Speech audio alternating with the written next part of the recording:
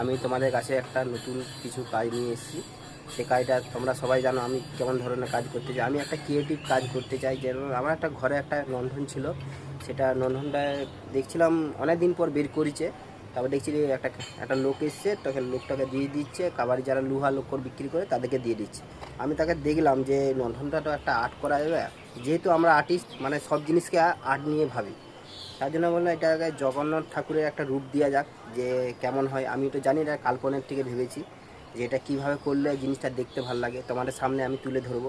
আর নটনের অনেক দীর্ঘদিন ধরে একটা মানুষের একটা ঐতিহ্য ভালোবাসা আছে, যেটা হচ্ছে লণ্ঠন একটা মানুষের সঙ্গী ছিল, জীবন সঙ্গী। সেটা আগেকারে মানুষের ছিল, এখন তো পরবর্তীকালে এখন লণ্ঠন নেই, মানে ঘরে আর দেখা যায় না।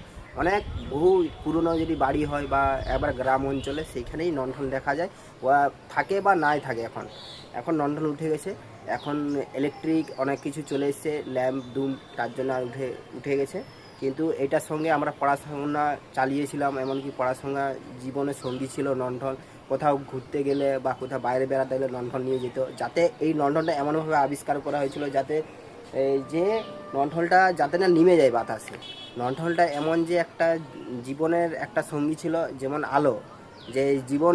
আর লণ্ঠন এমন জিনিস যে নিমে গেলে মানুষের যেমন জীবনটা সময় অন্ধকার চলে যায় বা অন্ধকারের থেকে ফিরে যাওয়া লণ্ঠন, সেই লণ্ঠনকে আমি রূপ দেব জগন্নাথ ঠাকুরে। যে নিমে গেলে কোনো তার ঐতিহ্য থাকে না, আলোয় সব জীবন ফিরে আসে। সেটাই আমি একটা তুলে ধরতে চাই। লণ্ঠনকে ফেলে দেওয়া যাবে না। বা তোমাদের ঘরে যদি কারো লণ্ঠন থাকে বা কোনো কিছু পুরনো জিনিস থাকে, সেটার থেকে তোমরা কিছু ভেবে একটা কাজ করতে পারো। বন্ধু, তো আমার দেখাবো কেমন জিনিসটা করে কীভাবে তোমরা যদি এইভাবে যদি করতে যাও, তোমরা ট্রাই করতে পারো।